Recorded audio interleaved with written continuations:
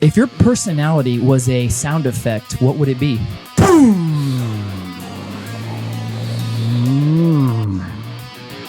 Oh my. SBZ! SBZ! SBZ!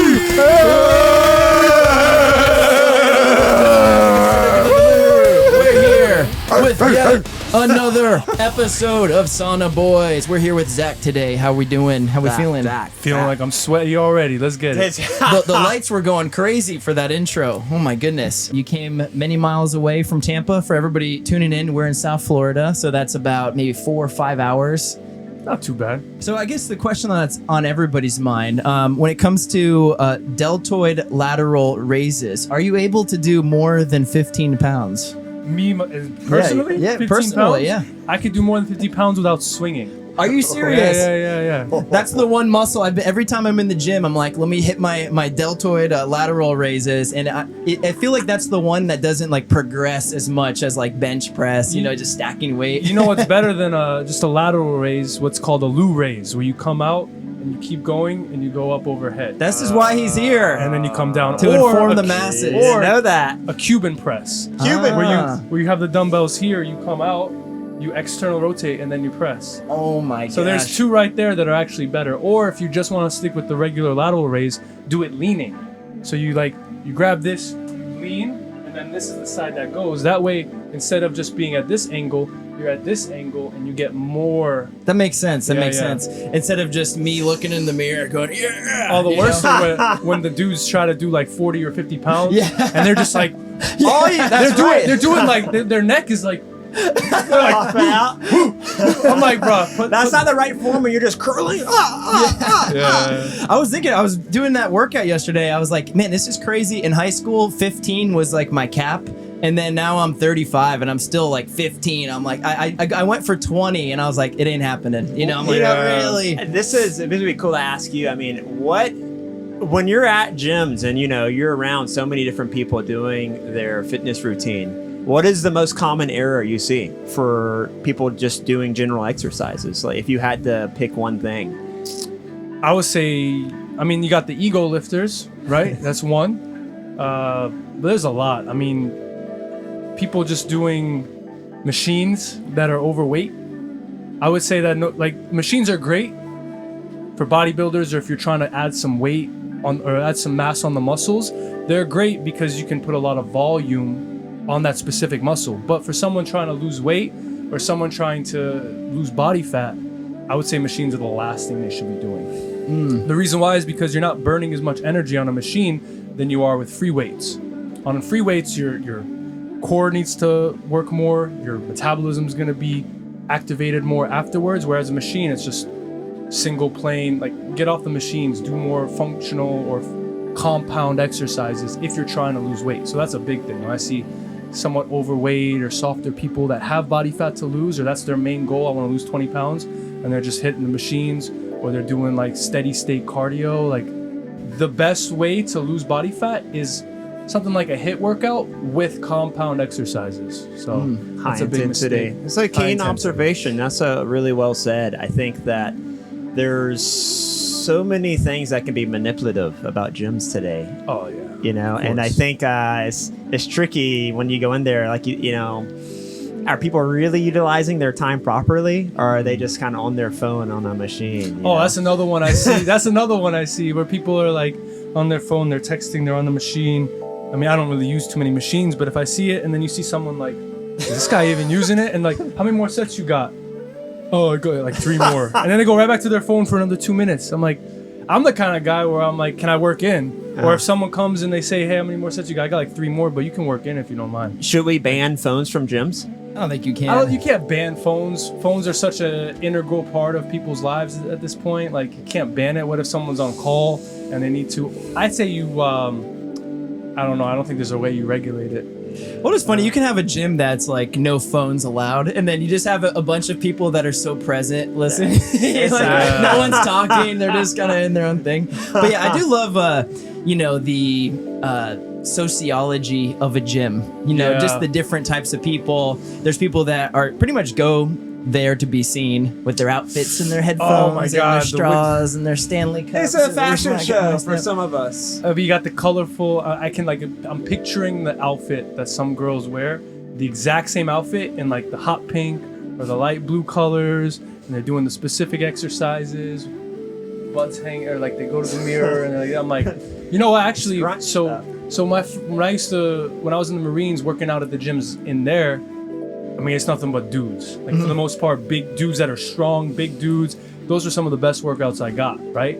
Because everyone's jacked, everyone's lifting heavy, and you're just so focused. You're not distracted. You're just like, ugh, locked in. And people are grunting like it was fire. Yeah. So from there, then I moved to Tampa. I got out of the military, went to Channelside, and then if you know Channelside in Tampa, it was like I just explained, like a lot of those girls just being there, and guys too, right? Guys are in there, they're flexing, they're just trying to be seen. But the girls in particular, for me, back then, I wasn't used to it. It was distracting. My workouts kind of suffered a bit, and then I was like, no, I gotta. So then I started wearing a baseball cap, bill down. I was like, I'm literally, if I see a girl that is attractive or whatever, I'm like, eyes down, locked in. I'm not even glancing. Sure enough, at that point, let's say I'm in a squat rack, because everyone's breaking their necks to look when they walk by. I'm like the opposite, right? I'm head down. Nope. I'm in my zone. I've got my headphones in. Sure enough, those are the girls that come up and like come to my rack to get, and they're like looking. They're like, oh, I didn't get his eyes. I want his eyes. Nope, eyes down. You ain't having my eyes. You're not having my attention. Yeah, you're not going there to play around. It's no games for you. No, You're it's not. Well, it's funny. That's a great point. I think that you like you said, there's show fitness. There's people who are kind of putting on a show, want to be seen, and there's another side of fitness, real fitness. How fit care people really. You're not really here to do a fashion show. Well, sometimes I think too, like when we went to high school, which was in the aughts, I was there. Let's see, 2004 to 2008, and it's just so funny the way fitness has changed from my PE class and weightlifting class till now, 2025, with the rise of social media and the internet. Everyone is doing these kind of like complex exercises.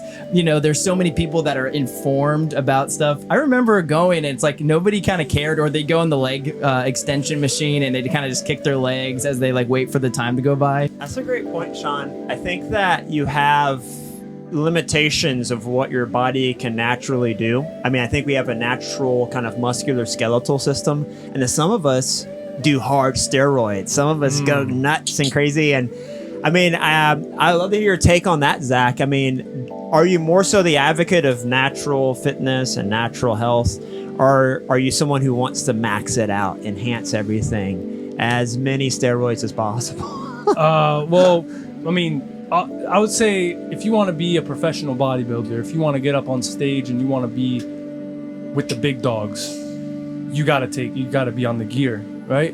So steroids, I'm not going to talk too much about, but I would say something that's more trendy these days that everybody's on would be the hormone replacement therapy, the TRT, right? Testosterone replacement. Everybody's on it. Young guys that are like 23, they go to the doctor, they get their test checked. It's low. I mean, the first thing they do is throw them on the sauce, right? I would say maybe in extreme cases, or when guys get really like a lot older into their life, there's obviously applications for it, right? But it's just the first solution. And obviously in our system of pharmacology, it's a business. The thing is like once you get on the sauce, once you get on the TRT, it's so difficult to get off it. The body's lazy. The body's always looking for the path of least resistance.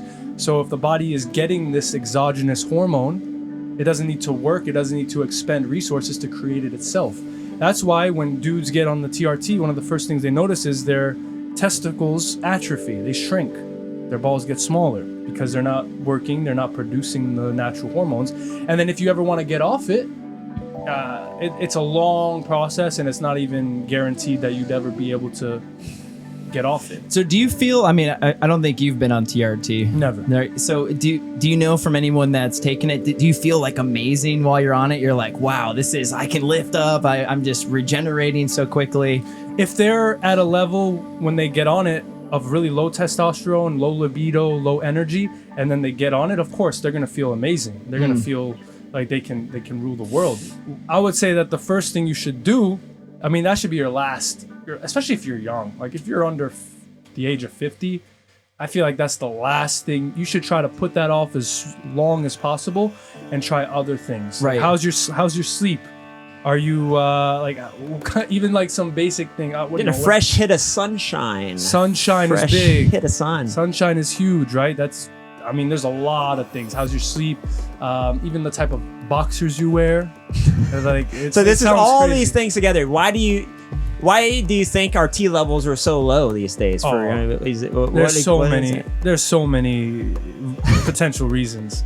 Obviously, it's our environment, right? The food that we eat, all the things that we put in our bodies, but also things that we consume with our eyes, especially things like, adult videos. That's a very common thing where guys are just watching that, giving away their seed, right? There's a thing, you ever like seen, who's it? Muhammad Ali, Mike Tyson, a lot of these fighters. Now, obviously they're at the top of their craft, but they would say, they wouldn't have sex for like 6 months. They weren't for a while. on OnlyFans scrolling every application, getting overstimulated as much as they could, seeing as much TNA in 10 minutes than anyone's seen in a lifetime. Well, that's the problem with it, right? Like you're like, it's tricking the body into thinking you're some kind of stud. If you're going on these websites and you're seeing, in one session you could probably see what? 1,000. 1,000. Yeah. 1,000. Yeah. Your brain. So your brain. One Lily Phillips video. Yeah. So you're saying that if you take steroids and you're watching another man inseminate a woman, but your balls are shrinking, that's not a masculine, manly thing? That's not. No, you might have the muscles to look it, right? You might like walk in and be like, that's a masculine dude. You might kind of put on a show, but at the same time, without those exogenous, you're not gonna have that, right? You're gonna shrink. And then watching stuff like that, I think that's to answer your question, that's a huge crisis of testosterone, because you're always like, that's nutrients you're giving up, especially zinc. Zinc is a big one, and you're always just depleting yourself, and it's so common for guys to do that multiple times a day, and that's one problem. There's a lot of different issues. A lot of the foods that we eat, we're not doing the right things with our health. We're not doing the right things with our minds. Big thing is just not, we're always go, fight or flight. We're overly caffeinated. We're overly, even the people who are big into workouts and they're doing the HIIT stuff, the boot camp stuff. Well, you recover, right? If you burn yourself out, there goes your testosterone, there goes your health. You go get checked, the levels are low, here's some drugs, right? So there's all these different factors that are not really looked at. Like especially sleep. How are you sleeping? Are you getting enough sun? Are you around people are you around other men? That's a big one. That's a great point. Are you around other men that are pushing you? Right? Zach's had enough. He's telling you guys, stop jacking off. Stop fucking Get around. off the juice. Get off the juice. Yeah. Stop with the plastic underwear. If you're on the juice, that's a smaller one. Obviously, there's a lot of other bigger ones, but there's little things that add up. There's not really like a leader of health and fitness out there. There's no one that's really saying, hey, go outside, guys. Don't off too much, There's no script for the modern male, No. And that's why I think you have a lot of people who have lost their way, and then they give in to just sort of this basement dweller culture, and like Zach was saying, they aren't going outside. They aren't around other men, It's like your T levels can drop considerably, and you got to stay on top of things. It's the same thing, right? With women as well. Actually, they've done these studies where if women are around other women for long enough, their cycles sync up. Yeah, it's very interesting. Whoa. For men, they need to be around other men that are kind of pushing them, whether you're in a boxing gym, Brazilian jiu-jitsu, or you're working out with your friends. Not just being around other men, going to the bar and drinking and hitting on girls. It's like being around men, but then doing things that are like pushing you, physical things, or just being around guys that, I think that's a big thing, that Being around a bunch of guys playing football. Contact sport. Playing instruments. Exactly. I think that's a big, we're all so isolated these days. I think that's a big problem in society. Plus also it's like the gender war thing. Like men might give up. What is the term? Black pill. Yeah, been When black guys- pilled, red pilled, green pilled, blue pilled. Yeah. But the black Soul pills boy. are like incels. I Right. think that's the term where they just like give up on dating, they just become complete gooners.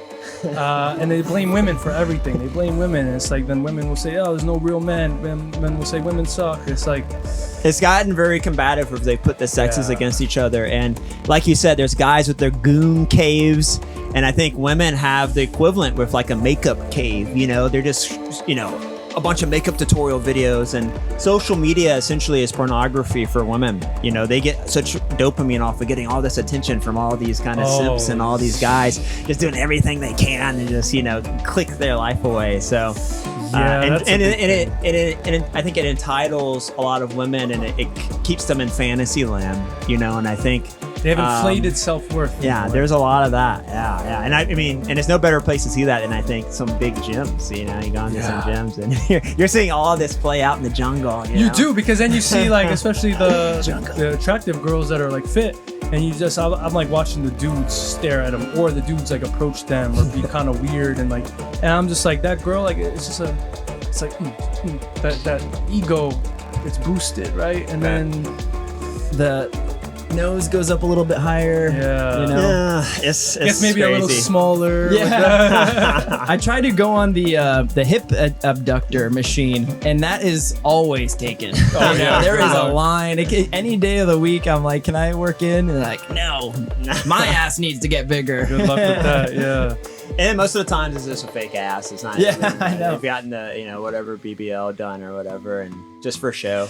Well, you guys are in Miami area too, so there's a lot of that. Well, right? you know, it's funny. You know, Miami, I know a lot of people, of course, got work done. And it's cool because I think people are open about it. It's almost a sense of pride and status. Like I went to this doctor and this cost this much and this is what I'm, you know, it's like coming into a Whole Foods in a G-Wagon. You know, it's like coming into a gym with this really expensive BBL. And I think on the West Coast, you know, took some time out and I was in Hollywood, and people are much more, they try to be secretive about it. They don't want you to know they've gotten this work done, you know, little things on their nose or their boobs or whatever. But, you know. Here it's more of a thing of pride. I think it's a little bit of that, but it's like very in your face. And also, I don't think there's a lot of shame people have, which is, you know, I'm cool with that. I think that people should be open about things they get done and not like put up a front and be like, if they're yeah, this doing is it, my real own ass, it. but it's so fake. Just own it. If Yeah. you're gonna do it, own it. Yeah, Isn't yeah. there a thing here I heard where it's men now getting kind of filler or work done on their jawline? Yeah. So they do the mewing or the. No, there's mewing. mewing? Mewing is just an exercise. Oh, okay. Mewing is basically proper tongue posture where you put the tongue, Oh, that's like that There- model face, right? like the blue steel. That's a little buccal fat Or is that removal. it's mogging? I think that's mogging. It's mogging and it's buccal fat removal one. People Like right now I'm want mewing. to chisel. Oh. Yeah. You can't really tell though. No, mewing is literally just suctioning the tongue at the roof of the mouth. And there's actually a lot of benefit to that for breathing, like on a physiological standpoint. That's the position that our tongue should be. And the reason why it's an aesthetic thing is because over time, like if we don't have proper tongue posture, gravity will actually make our face, our maxilla, kind of droop. And so our tongue is meant to be there because the suction will actually kind of prevent that from happening. This obviously takes a long time to happen, and it actually helps open the airways. And there's a lot of other health reasons for it, but the reason why it's an aesthetic thing around the models and they practice mewing is because it does, like over time, can help your facial structure. little shape. Yeah, but I'm talking about like the dudes that get like the filler or some. What is Alpha that? Giga Mega Chad Chin? Yeah, Alpha Giga like- Mega Chad Chin is a massive chin. That's masculine. chin, yeah. yeah, hyper masculine. Well, I'm glad you brought that up because I did have a question. We were chatting about this yesterday. Is when he's a big fan of this man. His name is Andy Elliott. Andy, I'm talking to you right now. Big and support, Andy Elliott. He's getting it done. pro Andy. I'm anti Andy. Yeah. All right, we're starting a little internet war over here. But he was pushing this thing called hostage tape, which is just tape over the mouth. I, as an experiment, have been trying it, and funny enough, you don't have to buy hostage tape. I don't think he wants you to know this. I just use regular tape. So I just taped up my mouth the last like 2 months. I think it's been helping with like dry throat in the morning, or I don't like cough up those loogies. You're supposed to breathe through your nostrils, and I'm a big runner, and that's your natural ventilation system, and it cleans things. You're not supposed to do asthma mouth breathing, Oh yeah, of course. But what's your take on that? Like, have you tried taping your mouth at night? I haven't, but I've gotten it before and I've tried it. I don't like having something over my mouth. But yes, the idea behind that is breathing through your nose is like your nose is for breathing and smelling. Your mouth is for eating and talking. Obviously, when we're like let's say we're doing a sprint, or you're doing something super intense, or you're doing a big lift, at that point, like you need to take a max amount of air in, then breathing through your mouth in those situations is fine. But on a normal basis, as you're sleeping, especially when you're sleeping, it's supposed to be all nose breathing. There's many reasons, not just because it filters and cleans the air, it also warms or cools it depending on, like right now it's hot air. And so we're breathing, I guess it's infrared, so I don't know if the air is actually heating up. But if you're breathing hot air, the nose will actually cool it to the point where it's a little bit more digestible. If it's hot air, if it's cold air, then it'll warm it. There's also something called, not to get too much in the weeds, but have you guys ever done Wim Hof breathing? Yeah. And you know how you get that crip feeling? Have they told you what that is? Do you know why you get that Well, real quick, can you explain what Wim Hof is? Wim Hof is in and out of the mouth, and it's usually like 30 breaths or so. And so it's and then it's usually on the breath out, I believe. I haven't done it in years, but on the breath out, you hold it as long as possible, and then you slowly take a breath back in, or you can do push-ups or things, but it's very intense mouth in and out breathing. And then if you do it long enough, another version is holotropic breathing, and you'll start to your fingers will start throwing up gang signs, and you won't be able to control it. Has that ever happened to you guys? No, I don't think I've got to that point. I've seen it. It hasn't happened. Sometimes people have like hypoxic episodes, but it's yeah. Is that if you're like after 5-10 minutes, or how long does that take? I've only had it done with like 3 or 4 rounds of Wim Hof, but then I also have done holotropic breathing where you're doing that for minutes and minutes. And it happens, right? And sometimes people who don't know any better will tell you, oh, you're just like it's a lot of oxygen coming into your system. What that actually is, it's because you're doing intense mouth breathing. On every out breath, on the exhale through the mouth, you're letting go of a lot of CO2. And people will be like, oh, CO2 is just a byproduct of breathing. You don't want that. You want the oxygen. Actually, there's something called the Bohr effect, BOHR. And this is a physiological state where you need CO2 in your blood for your cells to actually utilize the oxygen. If you don't have CO2, there's a term, a lot of people who are mouth breathers, it's called over breathing. Yes, you're getting enough air in and out, but you're not actually getting the oxygen to the cells, to the organs. So this is like somebody like high school track. They would just run a mile in the Florida heat, and they're just at the end like heaving. So after a while, it's like you have to try to stop that from happening, right? You want to train yourself to be able to do whatever you're doing, especially running, as much as you can through the nose. In through the nose, out through the nose. What have I been telling you? Well, he's been telling me. I've been saying there's a really good book called The Oxygen Advantage. Yeah, and she really gets into the weeds of that. It's and he. Patrick, excuse me. Yeah, he, not a she. Stand corrected. Yeah, but it's like you said. I mean, it's like getting cotton mouth in football season. Yeah, and you actually want to train. You want to train yourself to be able to, as soon as you're done with, let's say you're into Olympic weightlifting. Let's say you just did a crazy set, and you just did some snatches or some clean and jerks, and you're dead. You want to train yourself to, maybe like 5-10 seconds. And then as soon as you can, transition from that into breathing in through the nose, out through the mouth. So, and then from that, transitioning to in and out of the nose. So, and then the reason why you actually want to build what's called your CO2. He talks a lot about this in the Oxygen Advantage. Building your CO2 tolerance so you can have more CO2 in your bloodstream, which will make that you don't need as much oxygen, because then the oxygen will have the CO2 needed to go into the cells that they need to go. So it's not about breathing more, it's about breathing better. More effectively. And they also have the test where he talked about holding your breath, when you're running and doing stuff. And when you're training. Or doing the steps. There's one where you can just take a normal breath in. Like if you're at home and you're watching this, you can try this right now, where you just take you're not taking a big breath, you're not taking a crazy breath, a normal breath in, a normal breath out. through the nose. You pinch your nose and you count your steps. Whoa. And then you, when you start feeling what's called air hunger, that like a little bit of a burning sensation, you try as much as you can to tolerate it. And then as best you can, you unpinch your nose and you don't go, you don't like take a huge breath. You take a slow like breath in.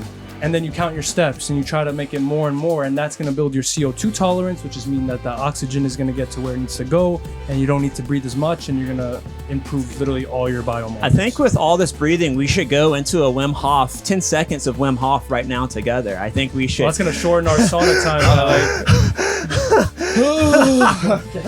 We'll hop it a little later. Maybe at the end. We could do it at the end. Yeah, the final Bring moments. it, yeah, ramp it up. No, that's very interesting. I mean, you're very knowledgeable about all of this info, you know, other than us, I guess, internet gym folks over here. So can you tell us a little bit, like, how did you learn all this? Is this like firsthand? I know you had some schooling education for this. Yeah, I mean, I just... A little bit of both. Yeah, honestly, I learned most of this on my own. Like, I have a master's degree in exercise and nutrition science, and I learned all the basics through that, like counting calories, learning how to do macros, and learning supplementation and basic workout, not basic, but like traditional workout programming. Most of it I just learned on my own. I'm taking different certs, kettlebell cert, yoga. I did neurosomatic therapy. I'm still doing that, where it's like clinical application of massage. So just a bunch of different disciplines and a lot of reading books like The Oxygen Advantage, or practicing pranayama, which is like yoga breath techniques, and learning about the vagus nerve and all these different things, and just kind of learning it on my own. That was good to know, because like that's part of the reason we had this show or wanted to start it, is because there is so much health and fitness information out there, and I could see myself going crazy like knowing as much as you do, because I would be thinking about all of my breaths per exercise. And even when I try to go for like a heavy like squat or a deadlift, you know, there's that moment after you finish that lift where you're like you're like, I'm gonna either faint or be okay. So I try to, like, I've seen so many videos, I'm sure you have, but people, you know, deadlifting, then they kind of do like a zombie walk, and they bleed through their nose. Bleed through their nose. They throw up or pee them. Women tend to like have more of a thing where they pee themselves. Yep. That's just because they're. I mean, there's another reason why that happens. So they're deadlifting 600 pounds. That, but also, you wear a weight belt when you do. Well, I don't think I've gotten to that point where I'm going the max, because I'm trying to go as far as I can without the straps and the, you know, and I feel pretty good. But yeah, I think if I pass 100 kilo clean and jerk, I'll probably I'm like, it's time to belt up. Yeah, I would say what you're doing is a lot healthier for the body than something like powerlifting, where you're just trying to lift as much as you can, right? Especially with sagittal lifts. Yeah, I mean, my heaviest deadlift at one point was 605 pounds. Woo! And I was 190 pounds at the time. And honestly, heavy deadlifting is not really good for the body. There's always a sacrifice at that level, huh? Not even at that level. Deadlifting in general. Yeah. This is a hot take. Oh, hot take. Feel it. Feel the heat. Barbell deadlifts are not a functional exercise. Oh. Are you serious? What? He just went there. What? I just went there. Hot take. So I go to the gym, I see everybody deadlifting. What's wrong with that? So the biggest argument for barbell deadlifts would be, well, what's not functional about it? You're picking something up off the ground and putting it down. That's the most functional thing. And I would say, like, to a degree, that's right. But the nature of a barbell is, think about a barbell, right? If you think about, this is a little bit of a physics conversation, but if you look at the barbell, the middle of the barbell, it's so close to your body, right? Which means you have really good leverage. And it's perfectly symmetrical, which means that you can lift way more weight than anything in reality. And because you have really good leverage, and it's not like in front of you where it's pulling you forward, when you get to the top, like the most of the activation is in the initial part of the movement. Your hamstrings, your glutes, you have to lift up. And then even at the top, they can say squeeze, they can say engage. But you're at the top, all of that load, which is way more than you can naturally handle in anything in real life, is directly an axial load on your spine. So that load is going directly into your spine, squeezing the intervertebral discs. And so while lifting something off of the ground is extremely functional, what I prefer and what I teach is something like a strongman sandbag. So I have these big sandbags, 150, 200, 250 pounds, that you reach around, you grab it, and it's when you get to the top, you're here. And the benefit of that is the center of gravity is not here where you're just standing there and you're good. The center of gravity is out here, so if you don't engage, you're falling forward, which activates your posterior chain more. And it's a lot harder. Like when I was 190 pounds deadlifting 605 pounds, there's no way in hell I would ever lift close to that weight in anything in real life. And nothing in real life mimics. It's shaped like that. Shaped like I'm thinking like the only thing I can think of is like a perfectly cut down palm tree. I like to. That may be in your way. You may have to lift that. You never know. You're training your whole life for that moment. I like to envision the barbell is like a piece of a bumper, like a truck, and there's a woman stuck under it, and I'm like, I got you. And I'm just, you're a white knight. You're saving all the women. But is there a point where it's like, okay, beyond like 315, he got 6 plates? Is that like? Well, that when you're at the top of that, that's just compressing your spine. And most people who have deadlifts, like you can say, get your form perfect, get this. Okay, so let's go back to another thing. When you're lifting that kind of weight, you have to do something that's called the Valsalva maneuver. Brace your core, right? And that's why people wear weight belts. People wear weight belts to give themselves that core stability. A weight belt is a little bit of an artificial feeling of core stability. But what happens is you do that, you create intra-abdominal pressure, you stack that onto a weight belt, and you do that for reps, and you do that week after week. You're going to have a very rigid torso, a very rigid spine. And if you don't have a strong pelvic floor or a strong diaphragm, and you have too much pressure here, it either goes up, which is what's called a hiatal hernia, which I've helped thousands of people help heal from. That's like one of my main things. Or your pelvic floor is weak, and then that pressure goes down. People pee themselves, they poop themselves in the middle of a heavy lift, or they give themselves a different type of hernia, an inguinal hernia, or organs go down into the pelvic floor, or like you see like people's intestines come out their testicles. Oh, it's always a great feeling. Yeah, so like that intro, like the body's Planet Fitness behavior over there. I mean, but it's great. It's cool. It's like so informative to hear you say this, and it's also cool that you're not like a roided out meathead. And I think some people get really lost in they get lost in that identity and lose themselves. Lost in the sauce. Yeah, literally. And so what are you doing for diet and meal prep and stuff like that these days? I mean, are you just eating as much as you can? You're eating at Waffle House every single day. You're just loading up as much food. My biggest thing is actually gaining weight. I'm actually always trying to get. I'm like genetically predisposed to be lighter than normal. I'm always trying to put on weight. For me, that just means eating more carbs. But as a general guideline, I personally have never counted calories or tracked my macros. I think it's a useful tool for someone that has no idea what they're eating or how much they're eating. Someone that's so disconnected with their food. It's a great way to get started with, you got to track your macros. Or obviously if you're a bodybuilder or someone that needs to be at the top level. Competition level. Yeah, that's different. But for general population, if you're overweight and you have zero background in anything, I think it's a useful tool. But I'm not a big fan of equating numbers with food and stressing out about that. Some people love it. Some people swear by it. I'm not a big fan. I've never counted a calorie for myself in life. I just try to keep it simple, whole foods, whole natural foods, high protein. If I'm tracking a macro, it's probably protein. And then I'm looking at the ingredients. That's the number one thing I look. You drink at all? You're an alcohol guy? Vodka? I used to. I don't drink anymore. No, I'm not a fan. I'm in the same boat. It's like college was like the top of the bell curve, and then it slowly, I revisit it every now and then with friends, and every time it reminds me, I'm like, oh, this is not worth it. Red wine's different than the old keggers, keg stand. The whole keg stand at the game. My top point was the Marines. Various parties. Are just gone, I was also infantry, so there was. Oh yeah. And back then, it's different now, but there was no women. So on the weekend, we were also stationed in Jacksonville, North Carolina, which is if anyone knows about the Marines, you don't want to be stationed there. The ratio was actually 8 guys to 1 girl in that town. And so the girl was married, right? And the girl was married to an officer. And they get your T-level, the competition. The girl was married to an officer, so you're not even looking that way. Yeah. So you give up pretty quickly on going out or meeting people. So we would just have barracks parties on the weekends where you with your boys, you're drinking. Breaking Benjamin, Halo 2, Mountain Dew. Doing everything you can. Tony Hawk's Pro Skater.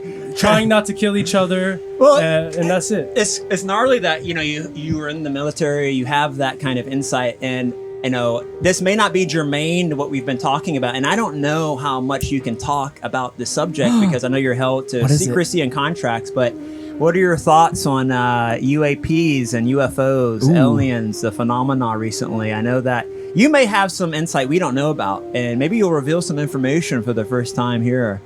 Yeah, well, I like to always. I'm just gonna start by saying I haven't gone down too hard on that rabbit hole, but I will say some things. I'll play devil's advocate for a second. In regards to something like Area 51 or some of these weird things we're seeing, there's a lot of top secret military operations and all kinds of stuff that we have no idea about, technology, especially back then during the Cold War when the Russians and the Soviets and the Americans. So maybe and they also played a lot of mind games on people, like MK Ultra, or all the the LSD phenomenon, where there was literally a CIA operation to release that to the people, see what would happen. So I think there might be some of that. I definitely can see there being some kind of not even the universe, just the galaxy is so big. And our concept of life on Earth is, you have the cell with all the organelles and that. But what if other planets that don't have the exact conditions have a different form of life that we don't even know? I'm like, yes, I can definitely see that. Mm-hmm. All these recent things, who knows? It could be some. I mean, if it's true, where the hell are they? Angels and demons, the Tic Tac, UFO, interdimensional beings. Oh, I definitely believe in different dimensions, right? So we're in the physical. A big problem of our scientific paradigm of kind of believing everything can be scientific is we only believe things that we can see, touch, measure, feel. And there's we're so limited by our eyes, our senses, our instruments we use that we have no idea. Even just around us right now, what's going on? There could be who knows, right? I have no idea. We're so limited in our senses. We're so limited. So there's definitely, I believe in other planes. I believe when, in certain religious scriptures or when prophets talk about their experience and they talk about, these crazy things that don't make sense to us. I personally believe there's stories about them meditating or praying or fasting for so long alone that they reach these levels and they get to these different planes, and then they try to communicate that to the everyday people, but they got to use stories. Or they're just tripping. They're tripping out of their brains. The burning bush? Burning bush theory. This is a theory as to why cows are sacred to Hinduism, because cows give us mushrooms through their poop, and that could be where the early sages had their visions, was through the poop from the cows, and then they're like, oh my god, the cows are sacred. This is just a theory. I would believe that today. You know what I mean? Yeah. That stuff's crazy. It's gnarly. Yeah, I mean, that's a great take. It's actually one of the more base takes I've heard on UAPs and aliens and extraterrestrials, if you will. It's cool. And we know that you travel a lot. You're in a lot of airports and air travel. Is that how you feeling about air travel these days? How you feeling about airports? 2025 has been a little crazy. Man, every time I'm in a plane, I'm just like, this is a freaking tin can that's flying thousands of miles in the air. I'm like, I've seen enough movies, and you don't even need movies like Final Destination, or you can have just real life. You think you're about to land, and I'm thinking about the DC one. You're thinking about to land, and then boom, you're just instantly dead. It's kind of scary. It is, the way I think about it too is I think we all like to travel. Statistically, it is the safest mode, but it is kind of funny how the centrifuge of the airplane pretty much was invented in the 40s. And you would think if you ask somebody from 1945 when they have the B-52 bombers doing their thing, you'd say, what would planes look like in 2025? You'd say, okay, we have anti-gravity propulsion, we have all this stuff, but it's kind of interesting. It's, for the most part, stayed the same. Yeah, that's a great point, Sean. I think that technology isn't always what it's predicted to be, and you're even kind of taking some steps backwards on EVs now. Electric vehicles, and a few other things. The grid can't handle it. Yeah, and it still is more dangerous, I believe, to drive a car every day than being in an airplane. But just going to airports now, it's gotten so crazy. There's all the, I just think the experience has just been so. It's like going to a theme park and a prison at the same time. It is, and you're closer. What other experience do you sit that close to strangers? I mean, even right now, this is more space than we have on an airplane. Oh my god. TSA line, it's gotten out of control. People just don't know how to act anymore. I've gotten a lot of fist fights with people almost in TSA. Yeah, with TSA agents in Los Angeles, LAX, and my vote worst airport in the world. You heard it here. And Atlanta's pretty bad. Hartsville-Jackson's the busiest, and it's also pretty bad. But it's also because it's the JFK is pretty busiest. bad. JFK is a mess. I mean, is there any great good Tampa. airport? Tampa, yeah. Bro, Tampa Tampa's great. I know I'm biased because It is good. It's When nice. you see the pink it's flamingo, clean. you know you're in good hands. It's But, clean. like, you could Probably the literally- best airport in Florida. I think it's like the best that Oh, I've definitely. been to in the country personally. It might Yeah. be Because- Nashville's good too. Yeah. Because I haven't been to that. Actually, I have been. But to me, Tampa is like, obviously I live there, but if I need a flight, I leave. My dad would hate me. He goes like 4 hours early, but I leave like an hour and a half. Yeah. And I'm like, it's- zoop, zoop. yeah. It's well organized, well designed. Well, before we go any closer, it's a little toasty in here. How are we feeling? It's hot. It's hot. How y'all Quick little feeling? temperature check. Feeling What's good. going through your mind right now? I'm feeling it a little bit. He's feeling a little bit. We're at like around 138 temperature. We're going to 150, ladies and gentlemen. 41 minutes. Oh yeah. We're at 41 minutes.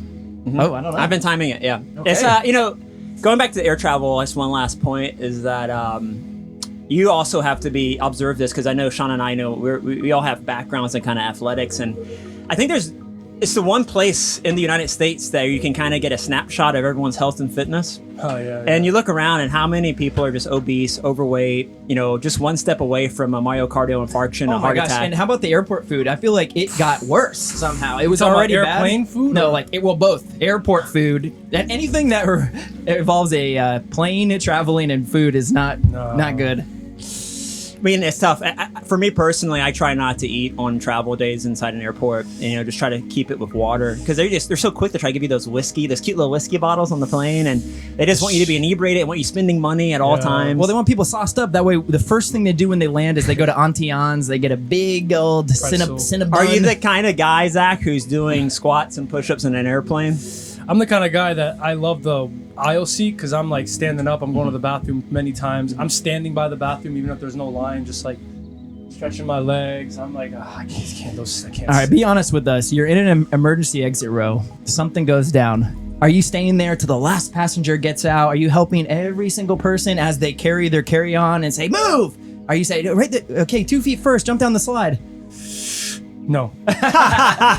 So are you saying this? I'm opening the door. I'm making sure I do everything I need to do. I'm making sure like my people, if I'm with my mom, my whoever I'm Immediate with, like family, friends. immediate family, friends, whoever, like they're going first, and then like It is. I feel like more people need to talk about this, just how comical it is. The assumption of FAA and airlines that passengers are I'm going to stay and get everybody out. I'm going to give you a verbal yes, and that means that I am going to do this thing. And then the plane's on fire. You crashed in like Buffalo, New York. It's snowing out. You're not thinking like, let me help these people who just like cut me in the line that are yelling or pushing. It's American travel entitlement at its finest. As soon as the belt sign goes off, everyone's up. Everyone's just trying to get to the front. Yeah, it's kind of weird they don't have auto locks for the bins upstairs. Because it's like if you don't want people to grab their stuff, you got to lock it. There's no honor code anymore. You want the allure of freedom when you're how many feet in the air in an airplane you can't get out. So yeah,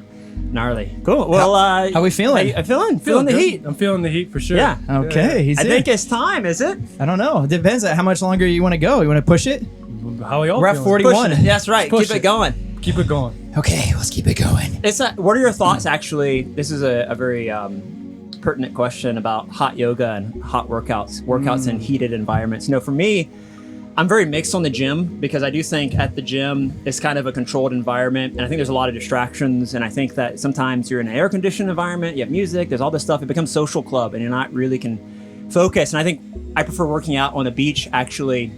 It's a variety of different exercises that's the and best. stuff. And Bring some kettlebells. yeah, and there's a lot of things in the sand that's just more nuanced on your muscles. Sprinting you on can't the replicate sand. in the gym. Yeah. Sprinting's the best Yeah, workout. That's the pinnacle of human movement. Sprinting. Sick.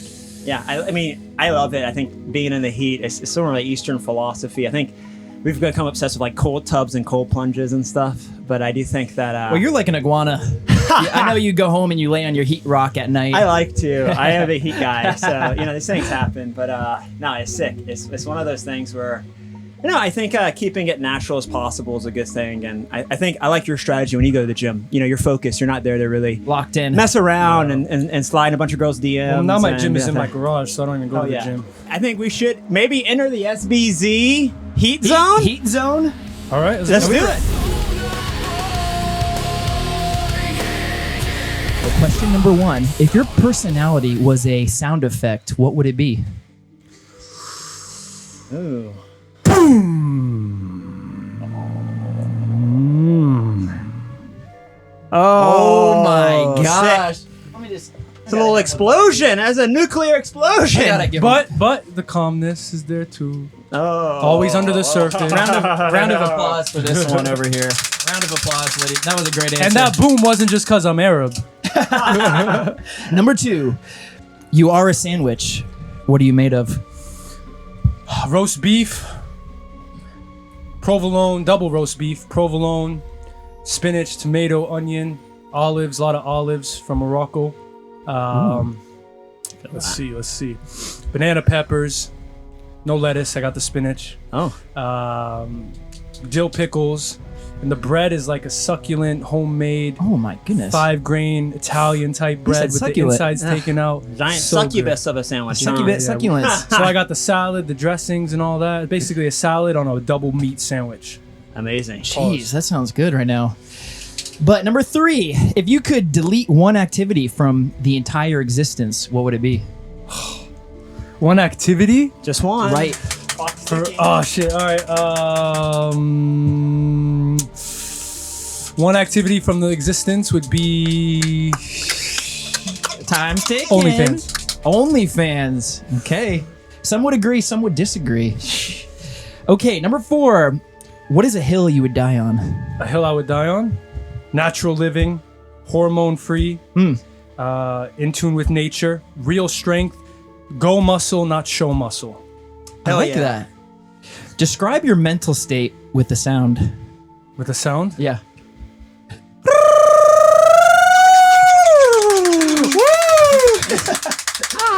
What's your useless superpower? Useless superpower? Like in real life that I Yeah. have? Okay. Useless superpower would be shit. Tick tock. Tick tick. Would be tick tock. Tick tock. Tick tock. Hurry up! Yeah, answer! Yeah, now, answer now! would be fuck. I'm good at grocery shopping. That's not useless though. Oh, I'll take. I suck. He's pretty much has so much utility he can't think of anything because he already live an That's a optimal tough life. one, that's a All tough right, one. number 7. What food gives you the ick? What food gives me the ick? I'm allergic to kiwis. They give me a scratchy throat. Really? Yeah. What Oh, else? Like Oh. Kiwis, that's tough. I love kiwis, but that's a tough Yeah. one. Tough one to be allergic to. yeah, I love kiwis, but Yeah. I Excuse like me. the taste of them. I just can't do it. Yeah. Raw carrots give me a itchy Oh, really? throat. Yeah. Okay. What is your toxic trait? My toxic trait, maybe sometimes I'm working on it, but would be giving. I'm actually way better at it now, but unsolicited advice, Ooh. giving people that. Some people need it though. Some people need it, but unless they're coming to me at this point, I'm not helping them because they're just Hard gonna, to help people that don't want to be helped. Yeah. All right, number 9. What is your most unhinged purchase online? Ooh. Oh. That you can get talk digging about. into the secrets. Secret Unhinged purchase. I bought a. Tick tock. Tick. Okay, so I went on Temu because I didn't have a TV stand, and I went on Temu because I was just like, I need a placeholder. I just need a short one, like a small one, not too crazy. And I bought it, and it's like literally Chinese sized, so it's like baby sized because it comes from China. And it's so small, and I'm like, I can't even use it. That was recent. Yikes. Okay, we got a Temu purchaser over here. Unless like our American sells, we like That's right. Amazon. Amazon. Yeah, Walmart delivers now. They're trying to compete. Okay, Nice. okay. Final question. Dun dun. How we feeling? I'm feeling good. He's I'm a hanging in there. Final feeling round. Final question. If aliens landed tomorrow and asked to see the Earth's main character, who are you nominating? Earth's main character. Oh. The Earth's main character would be. Oh man. Tick tock. Okay. Tick tock. Can't say yourself either. To see where we are right now as a society, Donald Trump. Ooh, There you go. There you have President it. Trump. There you go. Him meeting the aliens firsthand. I mean, that would definitely be entertaining to watch. That would. Well, we gotta thank you for being here. There's an initial gift we give to every SBZ guest. You made it, Zach, and it's an official SBZ shark tooth Your necklace. own Okay, shark okay. tooth. Put that on. Feel the energy. You feel the made power. it. Hell yeah. This will always give you Gifting good you. energy and life force wherever you may be. SBZ. Our powers together. There we go. Yeah, get that Sweaty shark. man. Yeah. Yeah. Cheers, Tapping the in. two. There we go. Oh, there we go. Well, there you have it, ladies and gentlemen. My nose is running like crazy. We're We're feeling at it. full leakage state. We have Zach Zenios over here. We made it. I think we might have a leader of all time. So I think you're number one on the leaderboard. Congratulations. Broke the time. 50 And, minutes. Where can people find you? Zenergy Fit with 2 Z's. So ZZ Energy Fit on Instagram, TikTok, all that stuff. There we go. Flex it. All right, Flex let's it. rock out. A little rock Flex party. it. See you Rock guys out. next time.